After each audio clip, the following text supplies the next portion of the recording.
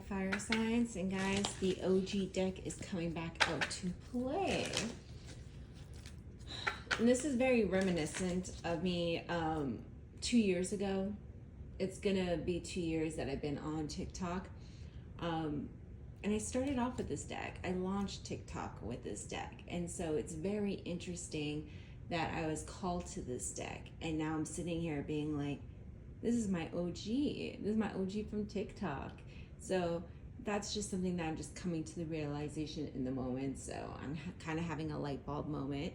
It's very interesting because I'm being guided to do fire signs first. So I'm curious to see if fire signs are having a bit of nostalgia happening as well. Almost like a little bit of a, wow, coming full circle, or, you know, remembering something from the past that's happened at this time.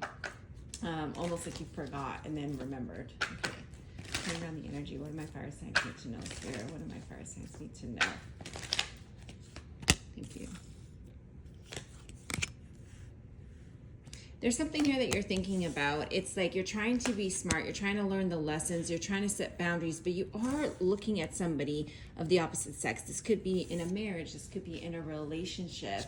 And you're trying to really figure out how to set the boundaries, how to communicate in a way that will work for you, because you don't want to damage this relationship. You want to kind of heal this relationship and keep it loving. But it's like you're just waiting for the opportunity for them to like choose you, right? And so that's what I feel like. I feel like fire signs, you feel like you're in it and you're just waiting for the other person to be in it, or you feel like the other person's dismissive of the connection here. You're giving them the opportunity to like really activate you, you know, and to activate this connection and really turn it into like something amazing. But you almost feel like they're dropping the ball here. You almost feel rejected, and it's got you feeling emotional. It really does. And you're also curious that, you know, if there's somebody else that's distracting them, or if they have their focus on somebody else, or if the third party is somebody that they're more interested in. It's very funny because I see you and them being a perfect match. So if there's a third party situation, this almost feels very karmic. In a sense, this feels very twin flame like, and I don't really talk about twin flames much. I have my own qualms about that, but there's a lot of that energy here on the read here. It's like there's a third party coming in between, a soulmate connection, and it's a deep soulmate connection. If this is financial, it almost feels like you and the path you're meant to walk is being distracted by something else just because of the money, right? So in order for you to be where you need to be, don't focus too much on the money. Focus on what brings you passion. Because if there's toxicity in your environment, it doesn't matter if the money's good, it's depleting your energy. You're not feeling great about it, okay? And then my energy, what else do my fire signs need to know, Spirit? What else do my fire signs need to know? What else do my fire signs need to know for the week? You are moving forward. It's going to take a little bit of strength for you to overcome the chaos that's happening right now, because whatever the situation is for my fire signs, it's a bit challenging right now.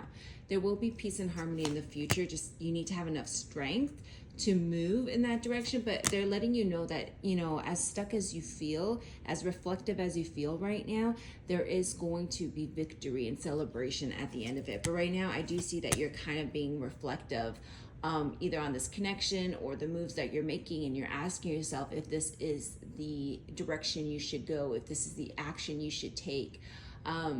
If the person, you know, you're inquiring about, this could be a relationship, or a connection, if that person is just like somebody that you should be investing in, or if it should be somebody you're letting go of. You're like sitting there and you're analyzing their actions, or you're analyzing your actions. But there is a lot of self-reflection happening here, because there is a lot of anxiety and there's a little bit of struggle here. It's almost like I feel like my fire signs feel like right now they're self-reflective, because they're like, I need to protect myself. I need to protect my peace. I need to protect my future. So how do I do that? So let me see if I can get your advice. What's the advice for the fire signs, Spirit? What's the advice for the fire signs? What is the advice for my fire signs, Spirit? What is the advice for my fire signs? Yeah, see, you're just going to have to listen to your heart, okay? Just because they want you to really self-reflect and really come from a heart space, because you'll feel it. You'll feel that it's off. If somebody's throwing you mixed signals, if somebody's disappointing you, it's time for you to let that end, even if it's a soulmate contract, because with soulmates, sometimes there's cycles, right? Whatever it is that's happening in this connection does need to end. You have to do something to end it. Can it start over? Possibly, sure, it can be rebuilt, but first it's got to self-destruct in a way, because what I see here, it's like you feel very defeated. You feel like someone's like giving you mixed signals, somebody's playing mind games with you, somebody's being selfish, only thinking about themselves, and they're asking you to like really think about this and like really set boundaries, because that's what I see as part of the challenge. It's like, you need to set boundaries, but you're struggling to set the boundaries. You're struggling to communicate something here. You're struggling to do what is necessary. Show me more. What is the advice for my fire signs? Yeah, they're saying in order for you to change your life from being so challenged right now, you need to stand up for yourself. You need to communicate something to alter your destiny, to change it, okay? I do see here that like you've been having some internal struggles here. It's like you don't want to regret something, but you need to choose yourself in regards to whatever the situation is. Follow your heart. It will tell you. Your intuition will tell you here.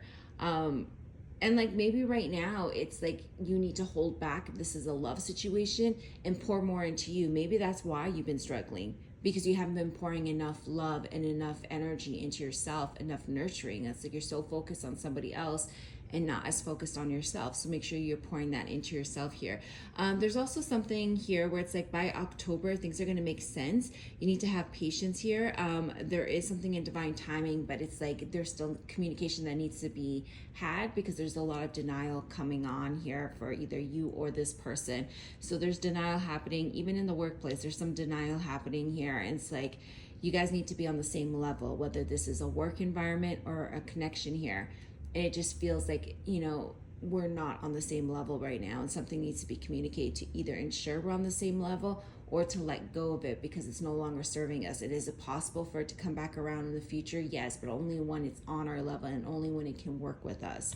And sometimes we have to choose ourselves and make the right decisions for ourselves, and that's not always the same of what we desire, right? We might desire something, but is it for our highest good?